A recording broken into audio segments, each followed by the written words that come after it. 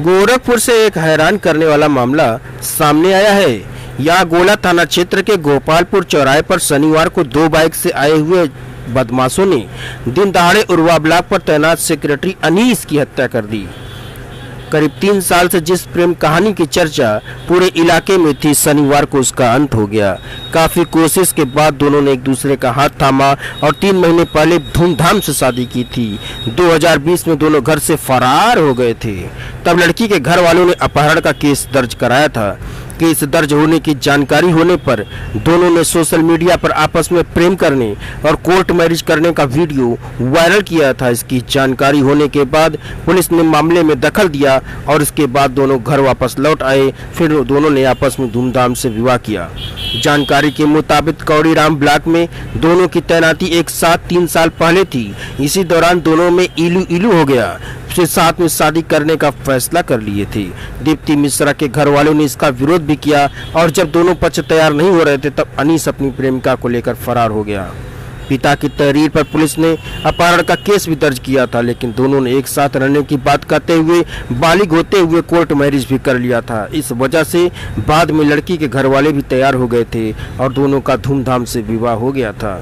गोला में सेक्रेटरी अनीस की हत्या के बाद बेसुध हुई उसकी पत्नी दीप्ति मिश्रा के गुस्से का पुलिस भी सामना नहीं कर पा रही थी। पत्नी ने कहा कि मेरे पति को मत छूना, उन्हें वापस लाओ। फिर अगले ही पल उसने यह भी कह दिया कि आरोपियों को लेकर आए हैं तो मैं उन्हें अपने हाथ से सजा दूंगी। उसकी मार्मिक विरोध का जवाब एसपी साउथ नहीं दे पा रहे थे और किसी तरह से उसे समझाने की कोशिश कर रहे थे।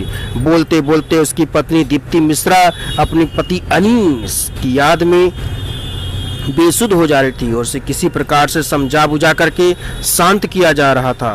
अनीस ने गोला में तैनात सेक्रेटरी दीप्ति मिश्रा के साथ करीब 3 महीने पहले प्रेम विवाह किया था। इस शादी के खिलाफ लड़की के घर वाले थे, लेकिन फिर किसी तरह से दोनों में रजामंदी हो गई। हालांकि शादी बड़े धूमधाम से हुई, दोनों पक्ष के रिश्तेदार इसमें शामिल हुए। मृतक के भाई पूर्व ग्राम प्रधान अनिल ने बताया कि मेरे भाई ने 3 महीने को प्रेम विवाह किया था।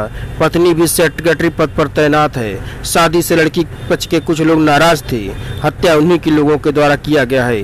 वहीं पत्नी ने अभी अपने मायके पक्ष पर हत्या का आरोप लगाया है। दीप्ति मिश्रा और अनीस ने परिवार व समाज का विरोध कर एक दूसरे का साथ पाया था। अभी 3 महीने पहले ही दोनों एक हो पाए थे। इतने में ही सुहाग उजड़ गया। पत्नी बेसुध है, उसे समझ में नहीं आ रहा है कि अब वह क्या करे। जिसके सहारे उसने समाज से बगावत की थी, उसकी लाश को देखते ही वह आपा खो दे रही थी। रिश्तेदार और घरवाले उसे किसी तरह से समझा रहे थे। दोनों के रिश्तों में बीच में टकराव भी हो गया था। इस दौरान युवती ने अनीस पर शारीरिक शोषण का आरोप लगाते हुए गगहा थाने में केस भी दर्ज कराया था, लेकिन इसके बाद ही अनीस ने माफी मांगते हुए साथ में रहने की बात कही थी, जिसके बाद युवती ने केस को वापस ले लिया और अनीस पर दबाव बना करके उससे विवाह कर लिया।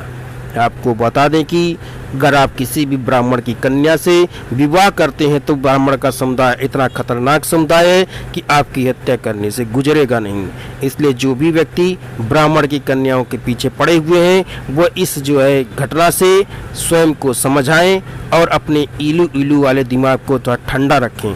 नहीं तो ब्राह्मण समुदाय इतना खतरनाक है कि आपकी हत्या में 2 मिनट भी नहीं लगेगा। इस कहानी से सबक लें और ब्राह्मण की कन्याओं का पीछा छोड़ दें। गोरखपुर जोन गोरखपुर, मैं दीप्ति मिश्रा और ये मेरे पति अनीस हैं। हम दोनों ने 1 साल पहले ही रजिस्टर्ड मैरिज कर लिया है और अब हम एक मेरे पति अनीस हम लोग की रजिस्टर्ड मैरिज हो चुकी है और मैं अपनी मर्जी से अपने पति अनीस के साथ जा रही हूँ। मैं इनके साथ बहुत खुश हूँ और इन्हीं के साथ पूरा जीवन बिताना चाहती हूँ।